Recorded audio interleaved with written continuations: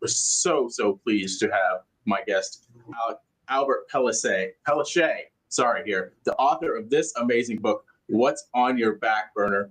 I have honestly, Albert, I've only a quarter of the way book, but through this book right now, but my mind is blown already. But we're going to dive into that and some talk about your faith journey and some really some of the things he's going to highlight. Probably some of the things that are in this book, and it's going to blow your mind like it blew my mind. So that's good.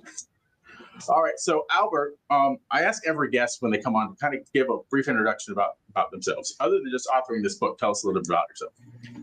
Really, my claim to fame is being a lifelong entrepreneur. I've never had a real job, as you might think of it in that way.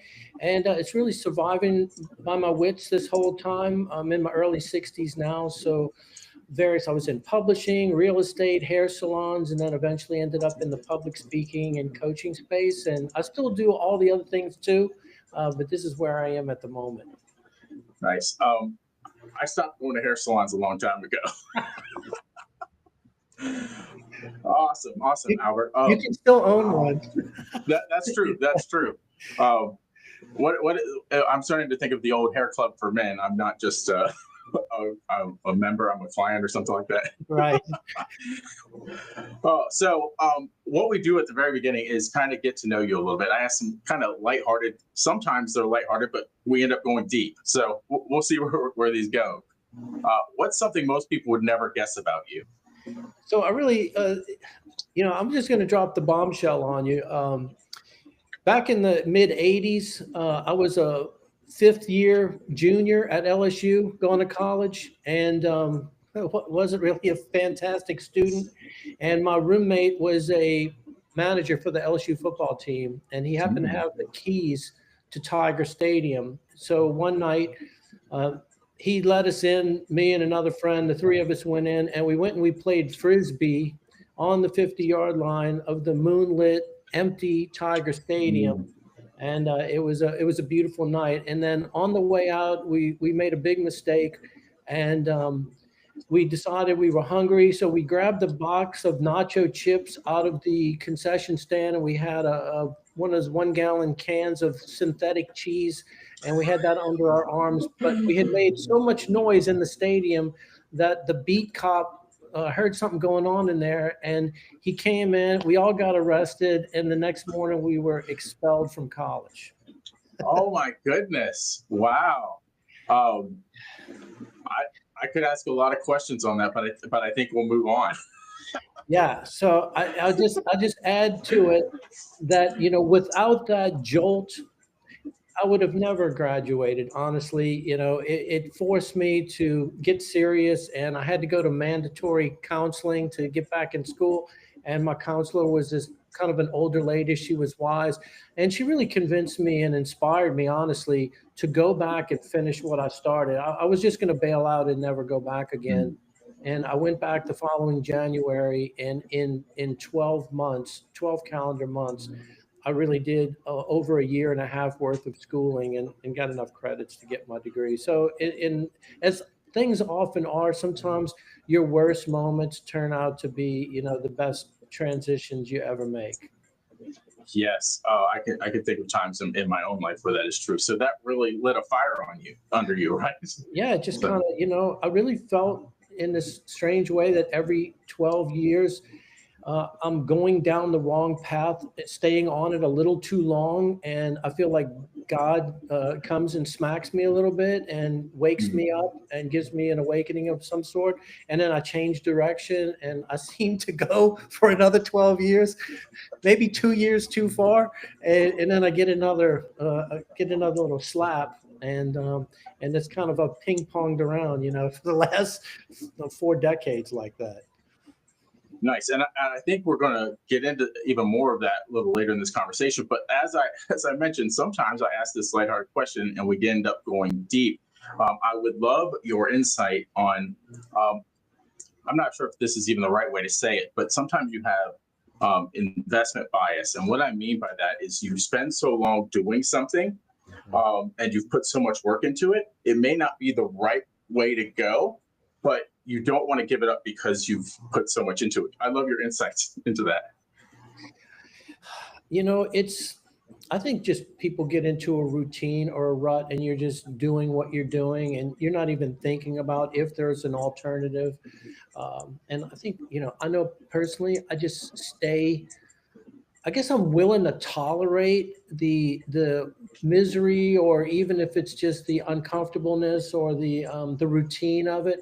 I'm willing to tolerate it too long, and it usually, unfortunately, I wish I was more proactive, and I probably am today than I was 40 years ago.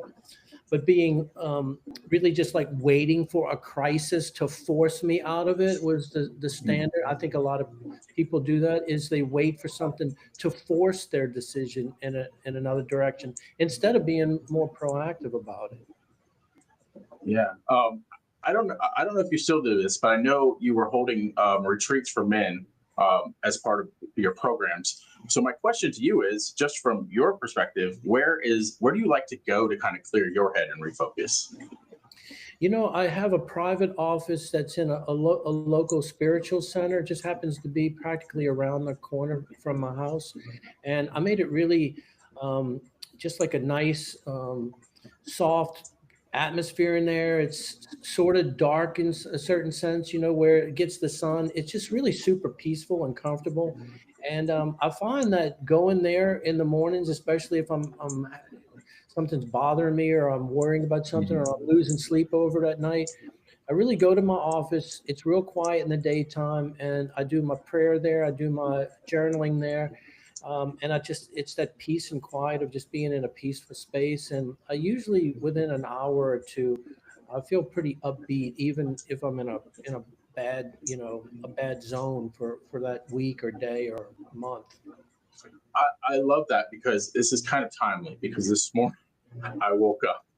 Sometimes where the stress just starts to pile on early in the morning, like situations happen that you weren't expecting. And then I'm a big morning routine person. And if something breaks up my morning routine, I start to get stressed.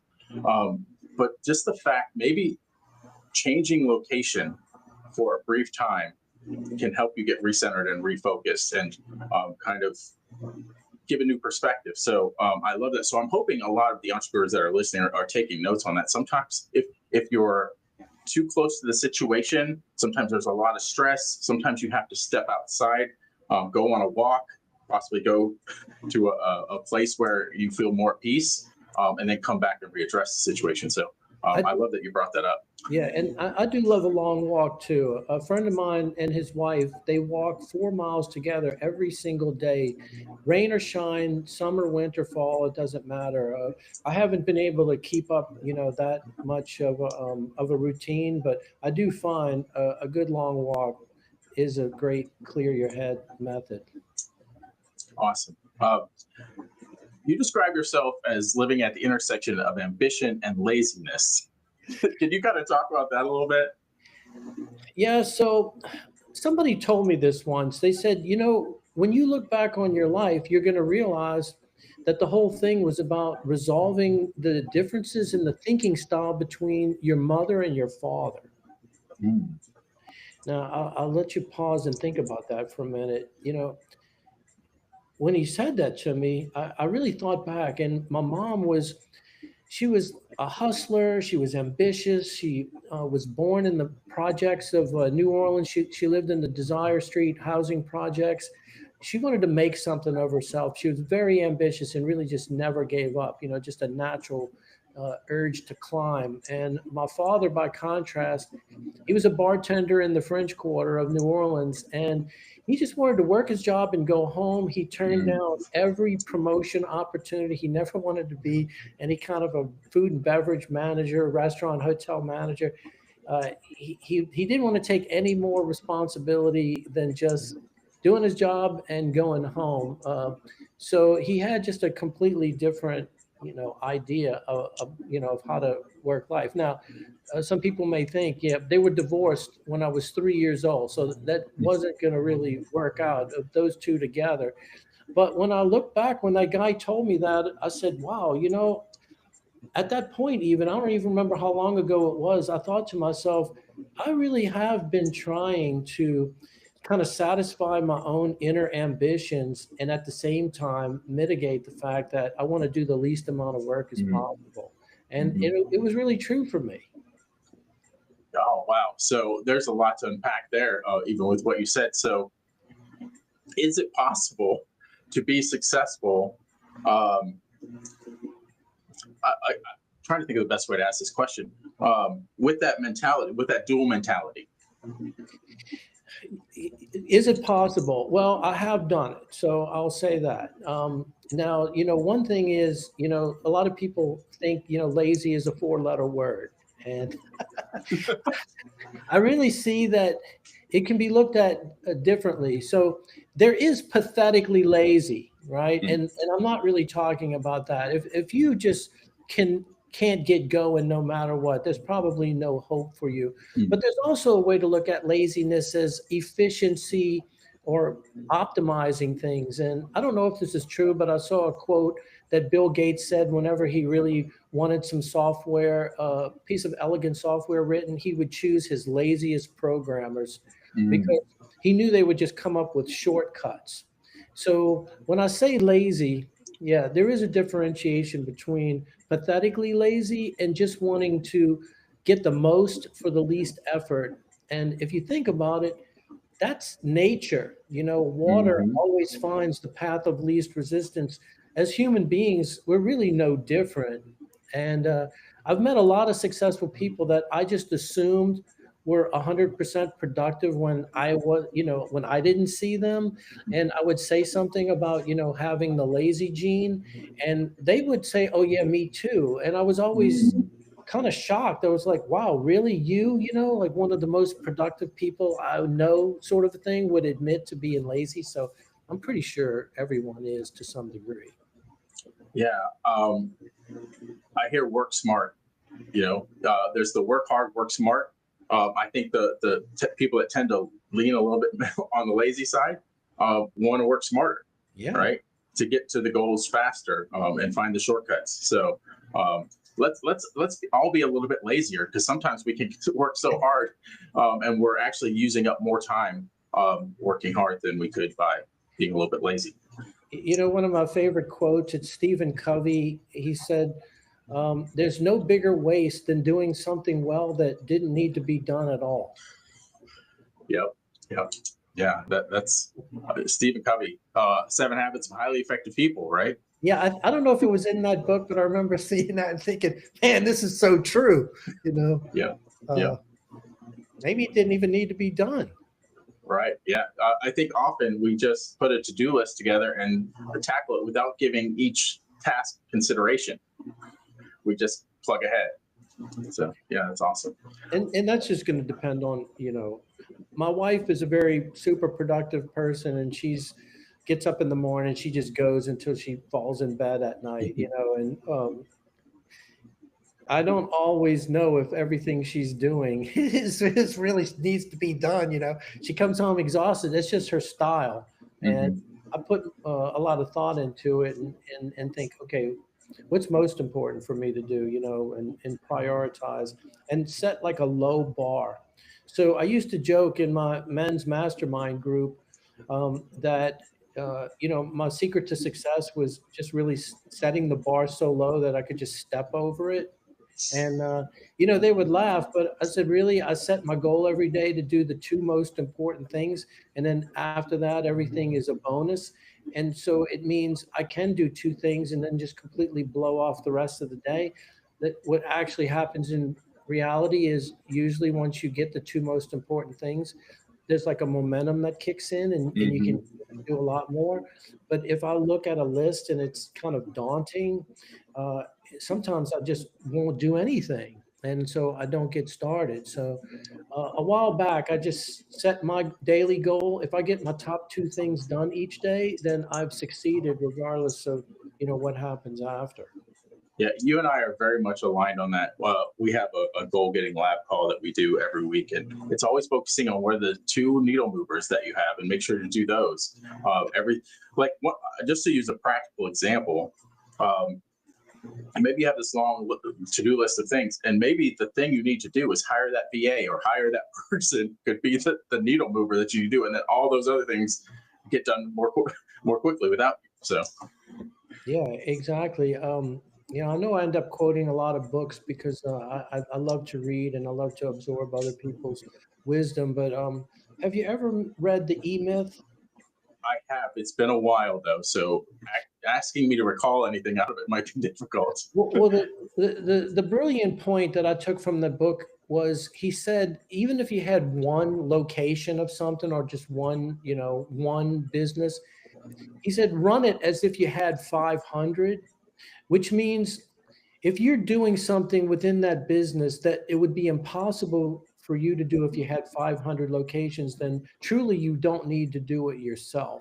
Mhm. And I took that to heart and really started going through my routines. One of the things I used to do, just anecdotally, was I own that hair salon, and twice a month I would go get all of the supplies, the cleaning supplies and paper towels, and even though that doesn't sound like a big deal, I would drive over there, load up my truck, drive back to the salon, unload it. It took a couple hours, right? So 4 hours a month. And I thought if I had 500 salons, there's no way I'd be picking up the paper towels. And so I set something up where left my card on file in my janitorial service. They could Mm. get what they needed and charge it to my card, and then they put it up. And so I essentially bought myself 4 hours of time a month. I think I ended up paying him like $25 every time they picked up supplies. So for $50, I bought myself 4 hours. Yeah, there's such a lesson in there, and I think a lot of entrepreneurs don't properly value their time, and not even where in the stage that they're at, but in the stage that they're going. Like I think a lot of people think I'm at this stage. This is what you don't need to just think about where you are. You need to think about where you're going, how much your time is valuable then, and start acting like that person that has the more valuable time. So because then you'll become that person, right? Yeah. Um, so And I think think it's important just to value your time. I mean, you don't have to spend every hour that's available working. I don't think it shouldn't be necessary in my mind. Uh, if I'm working that much, then I'm doing something wrong, is what I think to myself. Yeah, I was in a mastermind meeting many years ago, and there was a guy in there that basically said he was a bum, but he made millions of dollars.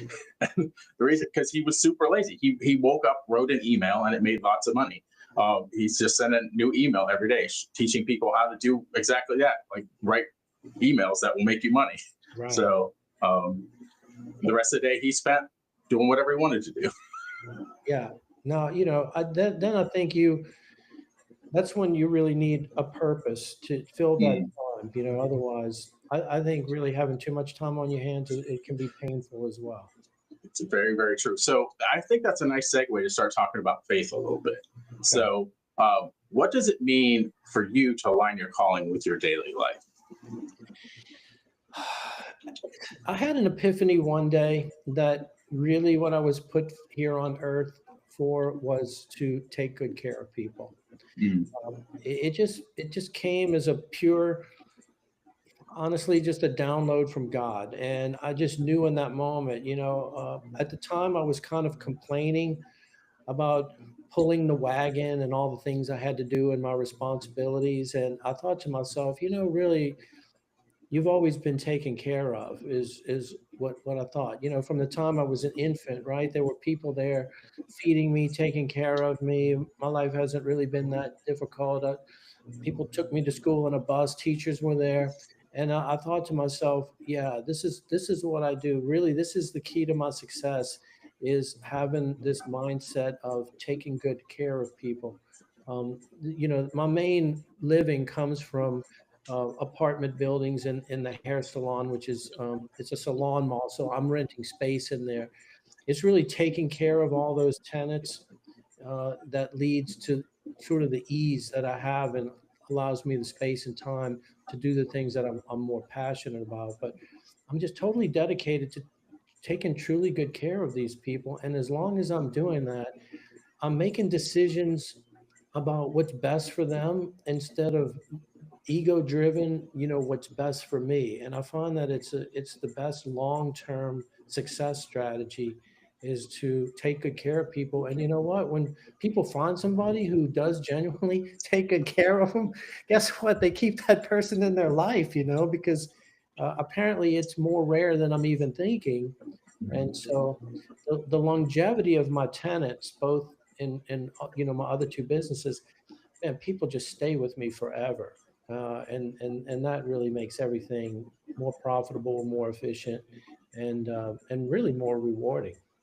Yes, it is. It's a God thing. God has really been weaving through my life this through July and into this month is the idea of stewardship.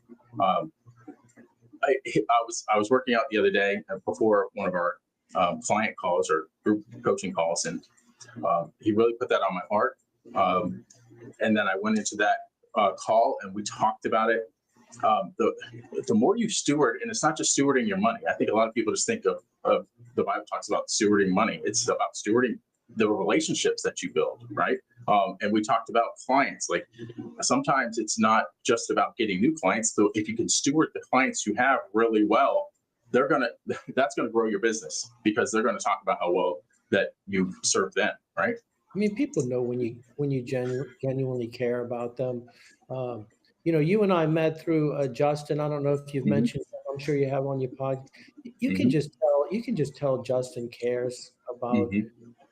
even whoever he's selling something to. Like he wants you to benefit. When somebody wants what's best for you. Um, and yeah, why wouldn't you go back to that person over taking a chance with someone else who maybe just thinking short term and just trying to make a sale? Yes. Yeah. Quick plug. Anyone listening, because you're all Christian entrepreneurs. If you don't know Justin Janikowski yet or Faith to Influence, look him up. Friend him. He's become a good friend to me and Albert as well, as you can tell. So, quick plug. Check out Faith to Influence with Justin, especially if you want help with your sales, because he is a master at helping people get better in their selling and their process for selling. So, I agree. So let's talk about kind of your journey through faith. So and start wherever you want to, but kind of take us through how that's weaved into your business life. So it really, it happened 14 years ago. If you had asked me 15 years ago, started talking to me about faith and spirituality, even though I grew up as an Episcopalian, went to church, went to Sunday school, my parents were the Sunday school teachers, the youth group leaders, pardon me.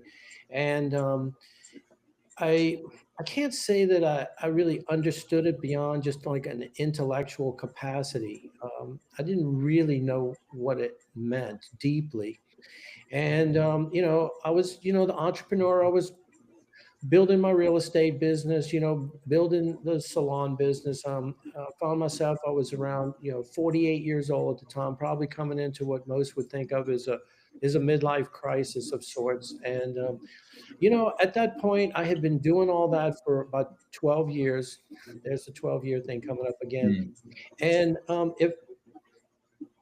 if my neighbors looked over at me, they probably thought I had it made. Mm. What they didn't know at the time was I was irritable. I was grouchy most of the time. Um, you know, when you're managing property, lots of things can go wrong every day, all day, all week. And I would just take those things to heart. I looked at every time, it would be getting close to the end of the month, maybe an odd month, and I would have some sort of a financial surplus, in my checking account. And I would think, oh, yeah, look, I'm finally making it, right? And then I'd get a call, somebody's refrigerator broke or whatever. And I'd be like, why is this always the case? Why can't I make it through a month, with like $1 extra? And my wife would tell the kids, stay away from dad. He's grouchy. That was pretty much was the story in my household.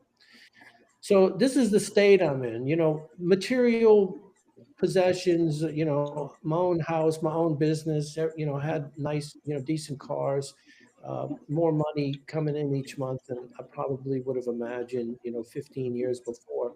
But in truth, I wasn't happy. I wasn't enjoying myself. I was mostly miserable. Okay, then fast forward 2 weeks, and my salon business was just really starting to crumble. People were moving out weekly, and I didn't understand what was happening. And I had borrowed the money to open it.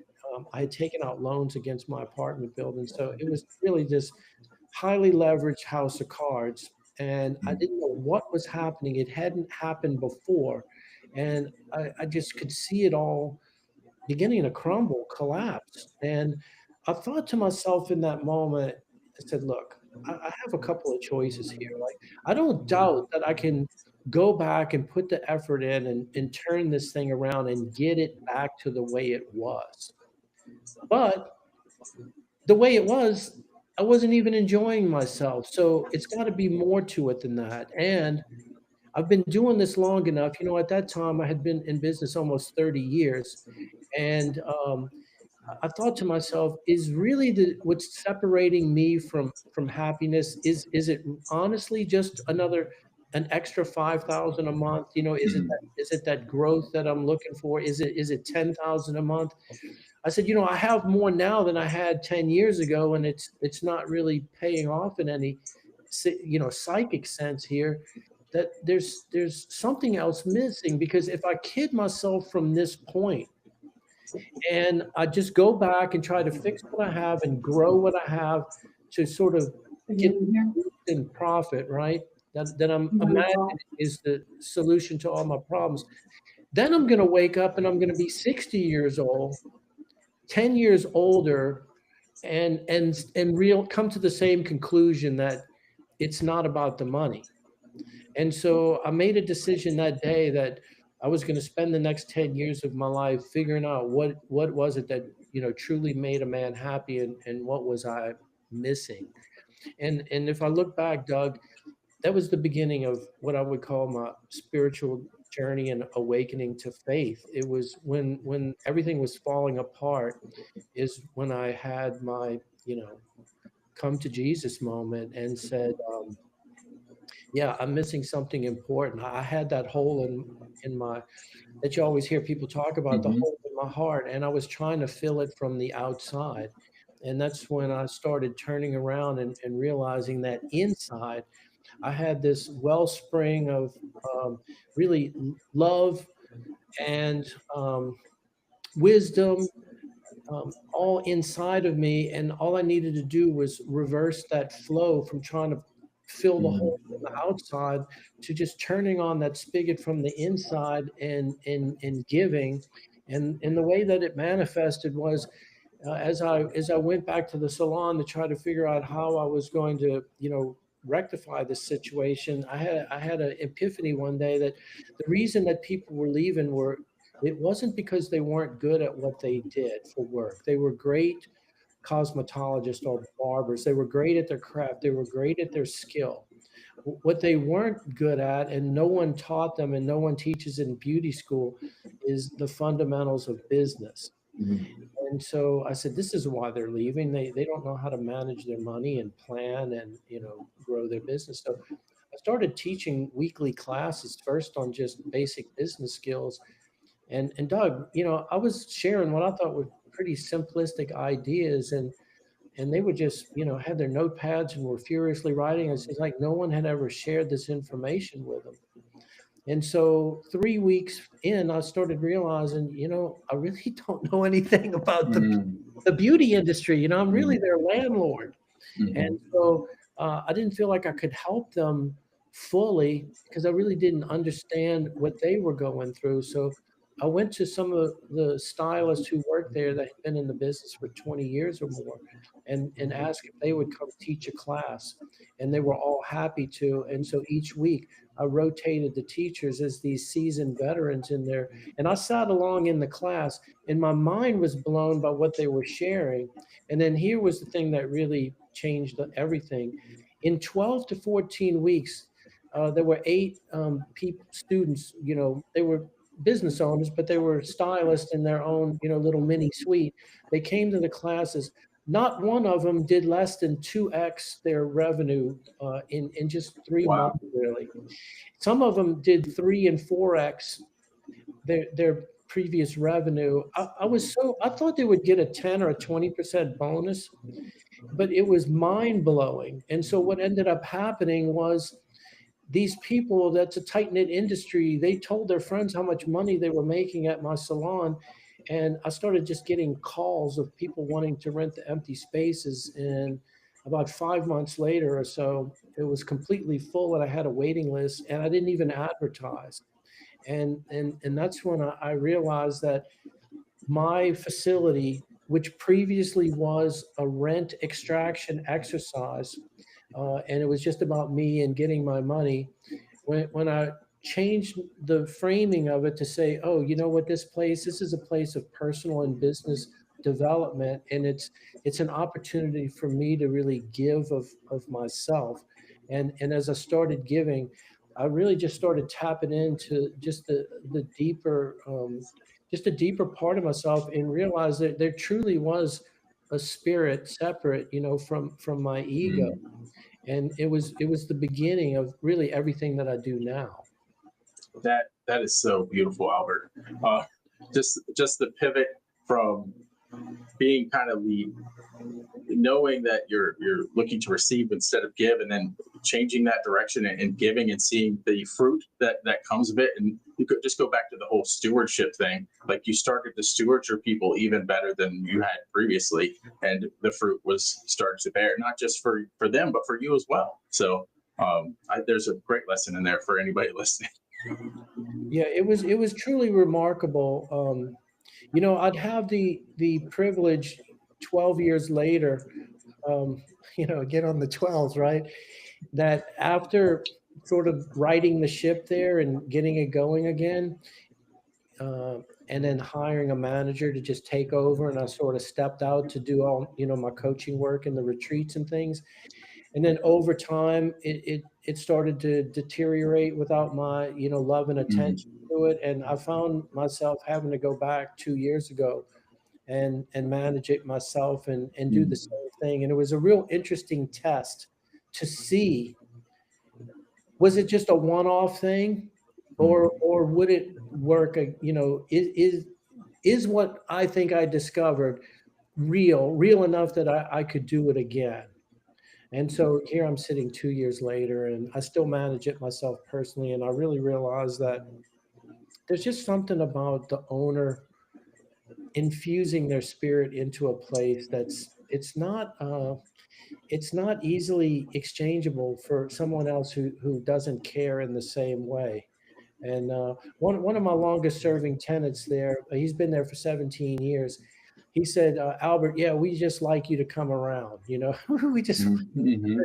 that's it. It's just, I don't know. It's just, I think you bring your spirit into your business in a way that you may not realize is being felt by your clients and the people you serve, but it's palpable to them. They are coming to you, they're buying from you, they want to be associated with you because of who you are.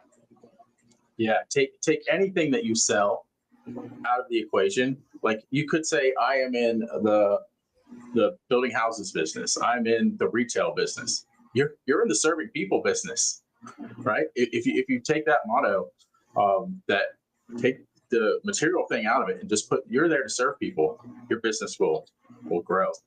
There's probably a lot of managerial stuff that training that could be applied there. Like, it's hard to embody. Like, nobody cares as much as the owner, right?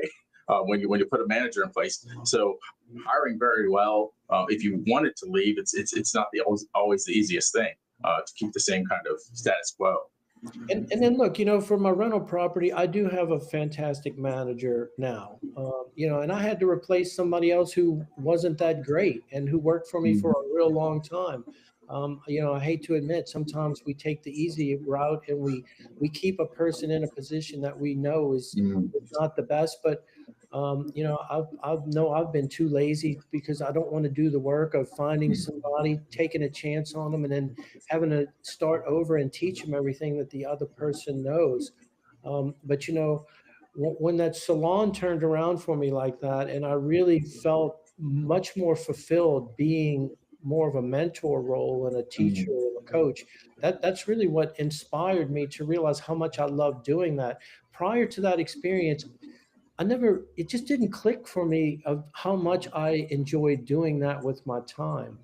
But when I went back and I looked at my apartment situation, and my previous manager, who she wasn't that great, she was letting it sort of slide and deteriorate, not treating people at the level that I would. I took that same lesson and I said, the reason that people uh, come and they stay with me, or the reason they need an apartment, is they're out working hard all day. They're they're on the playing field of the world. They're trying to produce, but when they come home, they want a place that's a sanctuary. They want a place that they can relax and not have to worry about the hustle and bustle of the world. So that means what I should do is make sure that everything looks good, is cleaned up, works. They're not looking at trash or just anything that would bring them down and make them depressed about where they're living. And so then I started infusing that same take good care of people, and create this sanctuary for them to live in when it came to just their apartment. And so here, in the same way that I pivoted from, okay, this is a rental property, and these people better pay me my rent once a month, right? Or they're going to get evicted. From that to, these are people who need a place to retreat from the world, heal, sleep, recover, so they can get up the next morning and go out and do it again. And it really colored all of my decision making of like where I spent money, like which projects, improvement projects we would do. And I just saw everything through that same lens. And so the same is the salon. I have tenants that have lived with me for 20 years or more, which it's crazy to me, but they're not going to go anywhere else because they don't feel like somebody else would care or take as good of care of them as I will, and insist on my management team taking as good of care and just infusing that same philosophy, into them so they get it, and they do. So it I can think be done. I think this is a great point to talk about, because what I see for you is this trajectory of investing in people. It keeps going up, right? You keep investing in people more and more. And so with the book, with your coaching, that is just further investment into people. So I have a question about what's on your back burner. You talk about dormant desire. What does that mean, and how can it be reactivated? So dormant desire is that thing that you want to do, you have wanted to do, you may have always wanted to do it. It's the idea, it's that sort of urge to create something or produce something, and you just know it's there. And for whatever reason that you may not be able to explain right now in the moment, you've either never taken action on it, you've left it on that back burner for years or decades maybe, or maybe you've even tried it before, or maybe you're currently trying to do it but you just can't get off the ground. So it's like that unrealized mission, project, goal that you've always had, and for whatever reason you haven't made it manifest yet. That's the back burner. That's what's on your back burner.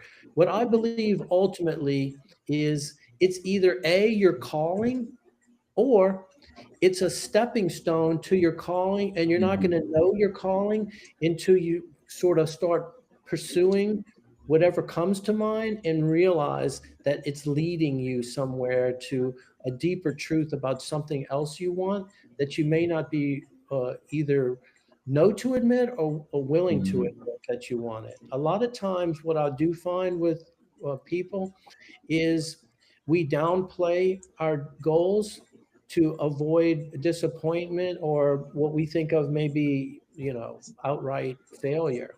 And so we go for something way more practical, doable, and then sometimes we don't even pursue that, right? But at least if you pursue something that's more practical and doesn't mean as much to us, it's so much easier to bail on it, or you don't care if it fails because it's just not that meaningful to you.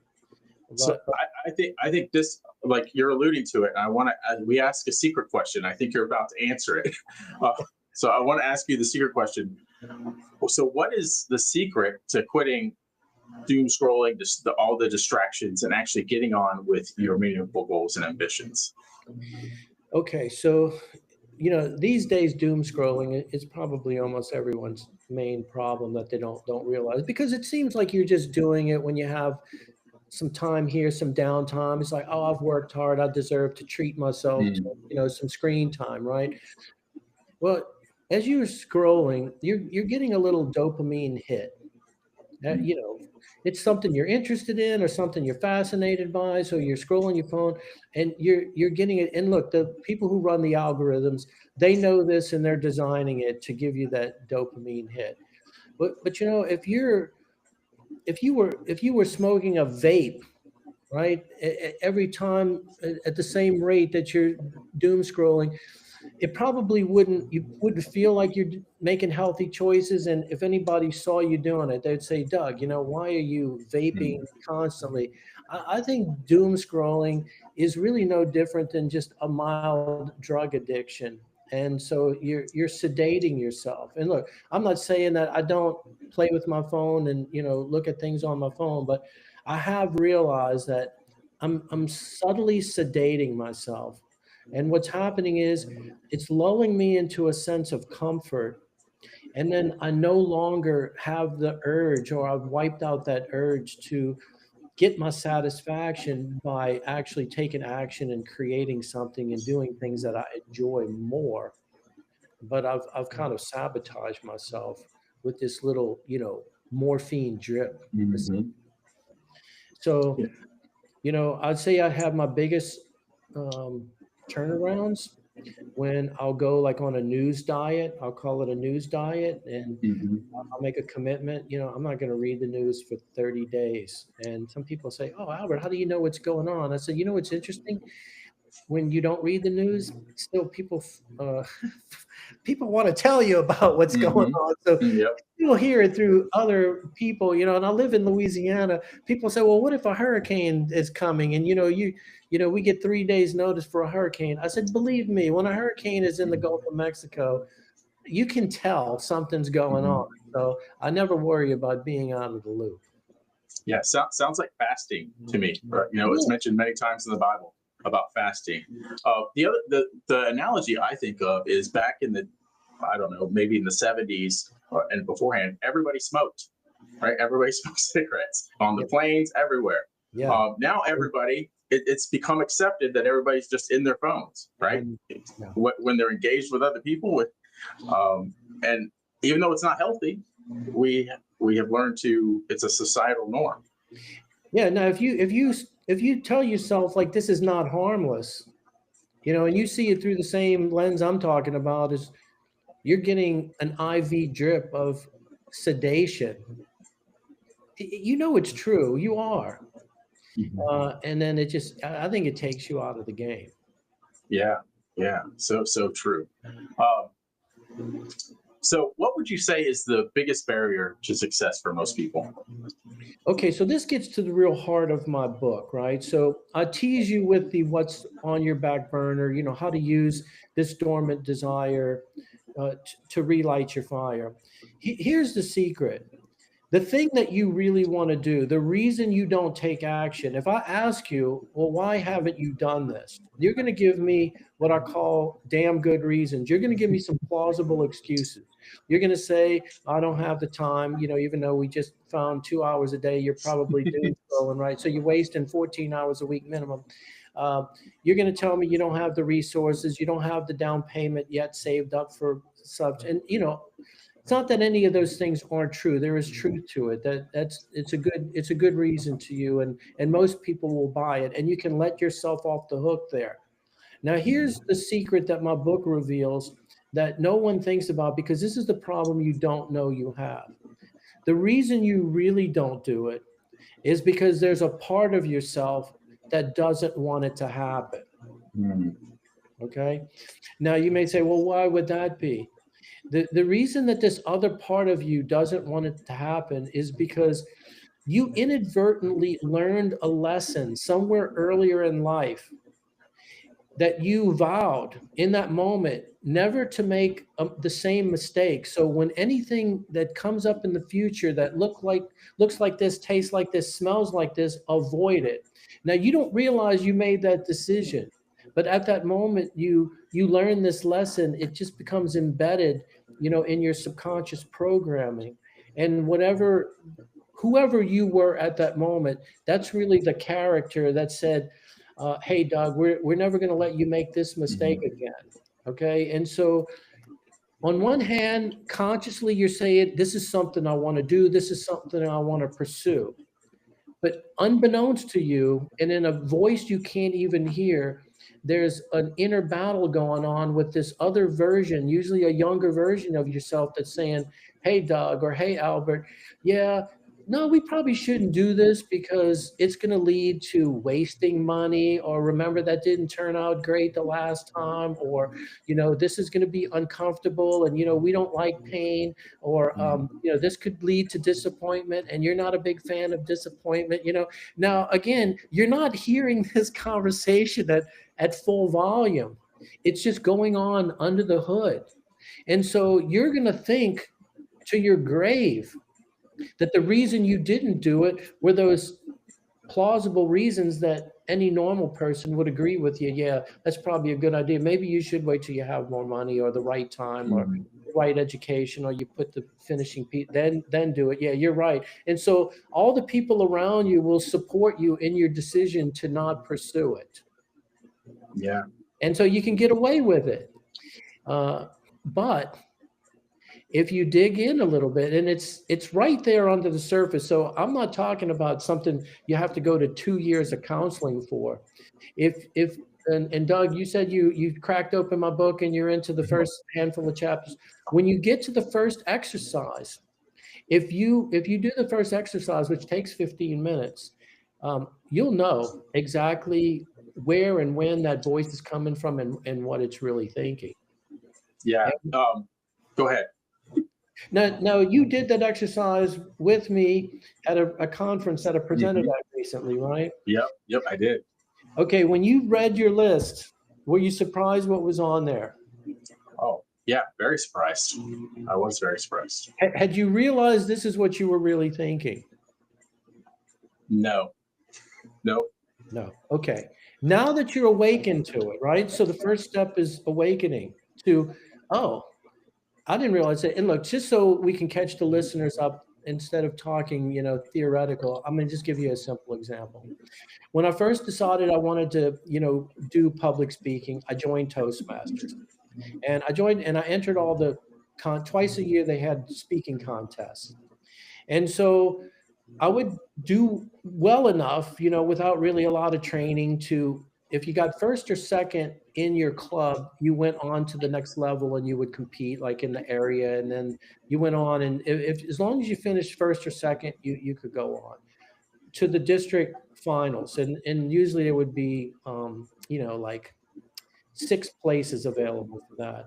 So I would make it to the district finals, and I would usually end up in 5th or 6th place. Now, I was okay with that. I was new. I had managed to make it all the way to the finals this first year I'm doing it. But year after year, I was always in the bottom group, and I didn't understand. I thought I was getting better. And so I did something similar to this awakening exercise. And what I realized was this, and this is the unbelievable part. This is why people are a little bit skeptical. What it turned out to be is this. I would never rehearse my speeches. When I went in and gave it, other than the fact that maybe I gave that same speech a couple of times a week or so before, it was really not practiced or rehearsed. I'm just up there winging it. And winging it was good enough to get me as far as it got me, but it didn't get me into the top tier of the winning bracket. And so I traced it back to when I was a young boy, my brother and I, my parents were divorced. I think I had told you that part. My parents were divorced. My dad would pick us up on Saturday mornings. We would spend the weekend with him, and we would get all dressed up, and we were excited he was coming because, maybe it was divorced father guilt, but he would always take us to do something fun. It was going to be go to the theme park, or, go jump on trampolines, or go to the park. It was going to be a good time. And as we got maybe a little older, 8, 10 years old, there were those Saturday mornings and we're all ramped up and ready to go. It's 10 a.m. and the phone doesn't ring. And then 11 comes around and it still doesn't ring. And then noon, by this point, my brother and I knew he wasn't coming. He would eventually call, maybe noon or later. My mom would answer and he would give the same excuse, that his car broke down. My brother and I would just look at each other. He was 2 years younger than me, and we would just shake our heads. Like it was like really disappointing. The whole weekend was ruined. Now, the lesson that I inadvertently learned from that, right, at 10 years old was avoid disappointment at all costs because it hurts. Now, I'm not thinking that as a 50-something-year-old man in Toastmasters, but what I was doing unknowingly was if I didn't rehearse my speech or practice and I was 5th place, I could tell myself, well, this is not disappointing. I know the people who beat me, they probably rehearsed 200 times and spent hours, and I didn't do all that, and I was still good enough to get to 5th place. And so what I was doing was putting a salve on my wound there, and really just I wasn't disappointed because I knew I didn't do my best. And so once I was awakened that this is what I was doing, and look, let me tell you another tragedy. When I really discovered that I'd been avoiding disappointment essentially my entire life, I briefly started thinking about all the opportunities that I must have passed on, missed, and not taken advantage of. And it all came from a 10-year-old version of myself. And it wasn't like anybody was torturing me or beating me or, really being mean to me in that level. It was really just my dad letting me down of, not picking us up on when we were expecting him, which probably maybe when I put it in that term, maybe that is. I'm sure a lot of people have had, parents who have disappointed them, but you can't. In other words, if I wouldn't have uncovered the fact that there was a part of me that didn't want to be disappointed and was going to find a way to have me avoid disappointment, right? If I didn't discover this, I would have just gone on the same way. But once I realized that, the next year, I really practiced like I had never done before, and I was totally committed. And I'll tell you, when I made it to the district finals and I did speak that day, I had never had the experience where I really felt like the audience was just in the palm of my hand, just every step of the story. It was so powerful. It felt so good. It was such an interchange between speaker and audience that I had never truly felt before. When I walked off the stage, I had no idea what place I was going to be, but I knew for the first time in a 7-year Toastmasters career, right? That was the first time that I knew I left every ounce of myself on the field. And it turned out I got 2nd place, which is the highest I had ever placed. And the other guy the first place went on to the World Championship of Public Speaking in Las Vegas that year. Wow. And I wasn't even disappointed at all that I didn't get that opportunity, because for that one time when I really was willing to just face the disappointment, it was the best feeling in the world, and one I'll cherish and remember forever. And now when that little voice comes up, I can tell if it's getting in my way. It's like, oh yeah, I know what this is. This is that part of myself that's worried about disappointment. And so what I do in the book is I just offer 2 more simple steps to be able to do the cheat like you did and find out what you're really thinking. And then the second step is to identify this personality trait, this character, like in that case, the character within me that wants to avoid disappointment. And then I show you how to resolve it permanently so you never have to worry about it again. And when people do this, their trajectory I've just witnessed it so many times. I can't, I'm never, it never ceases to just blow my mind that when people can resolve this inner hidden conflict that they don't realize is there, it's a game changer like no other. It's more important than having more discipline or time management or going and taking a management class. Mhm. It's like this is the number one thing holding anyone back to whatever they're doing, and they just don't know it's there. They don't know it's happening. And so Yeah. my mission now is to turn people on that, hey, this is what's going on, whether you believe it or not. It's an inner conflict that has to be revealed. Otherwise, you're never going to make the progress you're expecting. Never. It's just not going to happen because that inner character is such a protective force. It knows you so well. It knows just how to tell you the right things to get you to quit or not try at all, to Yeah. avoid whatever it is it wants you to avoid. It could be criticism. It can even be success sometimes.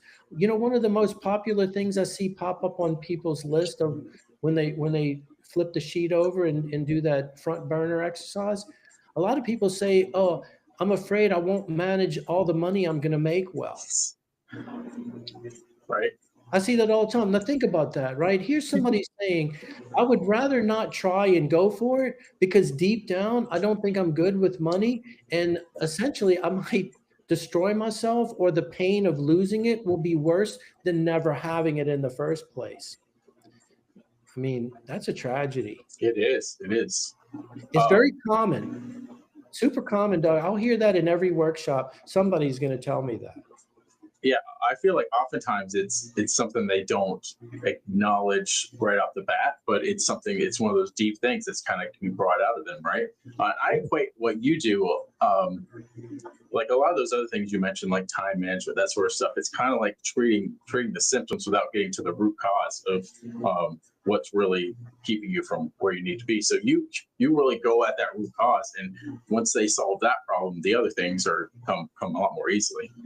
Yeah, and look, you know, here's what I'd say. Because going back to being lazy, right? I want the most bang for the least amount of effort. I call it return on effort, right? I want the Hmm. highest return on my effort. That's really, if I could encapsulate, you know, redefine laziness in a positive way, I'd say that's what it Hmm. is. It's ROE, right? Yeah. How can I do the least and get the most for that? And what I've found in my life, right, is all of the other things is trying to be a better or super version of myself is impossible, is what I've found. You know, I'm not saying you can't enhance a little bit, but I am who I am. When I look back through my success journals of 30 years ago, I can see I was always still struggling with the same exact things. You know, how could I have really not changed in 30 years? But when I've had my breakthroughs, it was always resolving an inner conflict. Mhm. And what happens when you do that is you take this personality that's inside, and it's you as a, you know, typically as a younger version of yourself, right? When you take a part of yourself that's actively working against you in order to keep you safe, and you're able to reason and make a deal with this aspect of yourself that, you know what, it wants the same thing you want. It your inner critic wants to be successful, right? But your inner critic just has a different way about going there. Its methodology is to don't take any chances and don't screw up. Mhm. And you know, while that may be fine for, you know, a 16-year-old version of yourself, when you're, you know, 30, 40, or 50, that's not going to play. So you have to go back and you have to, and that's the third phase of the book, is dialoguing with your inner character to say, okay, hey, look, what do you really want? And what you find is they do want what you want, but their way of getting it is inefficient or doesn't work anymore. And so you turn this former adversary into an ally when you make a deal and say, look, we both want this, or you willing to work with me, and I'll be a little cautious if that's what you Mhm. need, you know. And it sounds a little schizophrenic to make a deal with yourself, but it's very healing. It's very, you feel more integrated, you feel more whole, and then you're no longer working against yourself. And that's why you have the biggest breakthrough, is because you've always heard the thing, you're your own worst enemy. Mhm, This is the breaking it down how you're your mhm, own worst mhm, enemy. And so if you can take your own worst enemy, which is yourself, and you become your own best ally, can you see not only do you have this extra power going in the right direction, but no one's trying to pull you down. mhm. It's like a 4x, a 10x game changer. Yep. Uh, I want to make a side note real quick. Remember you talked about, me helping to develop and uplift people. Uh, Mhm, you know who is my current property manager? He was a client that was interested in real estate. He wanted to buy rental property. He came to me for coaching, and a couple of years in, he had 5 of his own rental properties. By the way, that was his 10-year goals when I met him. mhm, I said, "This is way too slow." I said, "Knowing what I know of you, you could do this quick." 18 months later, he had hit his 10-year goals. And so he wanted to go out on his own and quit his job. He worked for the local park service, park recreation. And I had mentioned that I needed a new manager. He asked if he was qualified for the position. So mhm, all of the mentoring I did with this guy, not only did he pay me as a client, but then when the time was right, he became really a dream property manager. mhm, And now he takes care of everything. And man, I tell you, it just takes such a load off. Again, a payback that came mhm. later, and I wasn't even thinking about. Yeah, that's awesome. I want to ask you. This isn't. There's not really a good segue here, but I want to make sure we get this fill in the blank question in. Okay. Um, a Christian entrepreneur who wants to stay on fire must never forget blank. I would say if you're not enjoying, you know, every day, maybe not every day, but Mhm, if you're not enjoying yourself in what you're doing, it doesn't necessarily mean you need to change what you're doing, but it definitely means the way you're doing it, you're out of mhm, alignment with mhm, God, with spirit, with Jesus. And it's a sign that you need to change something. Now, you can do it my way and keep being hard headed and stay in that sort of misery for longer than you need to. But if you recognize that as a sign that when you're aligned with the Holy Spirit and your purpose, you're not going to feel like that. It's going to be energizing. You're going to want to do it. You're going to enjoy doing it. You're going to look forward to it. And again, I don't mean that you have to change careers, because if you think about it, when I had my turnaround, right, I was in the salon business and in the rental property business. I didn't get out of those. I looked at those from a new perspective that allowed me to pour my mission, my purpose, my passion into the same things I was doing, mhm. but in a more aligned way with spirit. And that was what changed, not my job title, is the way I was doing it. Yeah, that's powerful. I think there's so much to in that just to look at what you're already doing and how could you do it more in alignment, and it's going to make a radical difference. It That, feels different. mhm. So I want to tell the audience this book. It's not just a book. It's a breakthrough possibly for you. And the thing I love about it is it's a workbook, right? You get a lot of books that are full of just filler, right? Rah rah, uh, it's kind of stuff. That's not Albert's book. Albert's book is. I always talk about leading with value, and that's what Albert is doing here. Albert um, gives you the work that you need to do in order to get to the result in that book. So definitely pick up this book, and I'm sure once you go through the book, you're going to want to find out how you can work with Albert even more. So tell people where they can go to find out more about you, Albert. Well, thanks for saying that about that, Doug. I do appreciate it. And look, you've heard my philosophy. The reason that book is so small is because I wanted it to be the least amount of work for you to get the biggest bang for the buck. So I will say there are just 3 exercises in there, and if you actually do them, you're going to get the breakthrough without a doubt. If you can only make it to the first exercise, that you're gonna have some you're going to know something about yourself that you never knew before. So you can either go buy it on Amazon, or if you go to backburnerbook.com, backburnerbook.com. It'll take you either to an Amazon link. You can get all the worksheets there for free without signing in or being a member or anything. And then there's also a link on there if you want to have a sign up for a coaching call with me, a free coaching call, and I'll be happy to talk with you one-on-one and see if it makes any sense to, work privately with someone. Nice. So we'll put those links below. The link to the book on Amazon, the link to the book, if you want to go get it straight from Albert. I recommend doing it that way. So you're not giving Amazon some of that money that Albert should get. I don't mind. They do their part. And then the second thing I'll say about that is once you get the book and you go through it, make sure to go on wherever you bought it from, go to Amazon and leave a review of the book, because that really helps other people know more about Albert and what he's doing with what's on the back burner.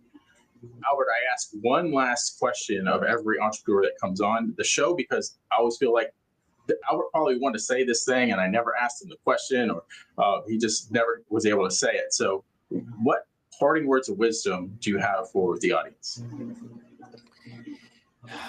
I would say this, most people are in what they call your shadow career. It kind of looks and feels similar to what you really want to do. But if you fail at it, it's not devastating. And so you avoid your true calling and your true career to avoid risking the chance that you don't have what it takes. And so I just want to reassure people, if whatever is on your back burner is your calling, you wouldn't have that calling if you didn't have what it takes. And you don't have to become a better version of yourself to pull it off. Honestly, you just have to do this inner work that's going to make all the difference in the world. Yeah. Well, thank you for Albert. Thank you for that, Albert. Yeah, that's my promise. That is truth right there, Doug. All right. Thank you again, Albert. And until next time, entrepreneurs, keep moving forward. Thanks for having me, Doug. It was great. All right.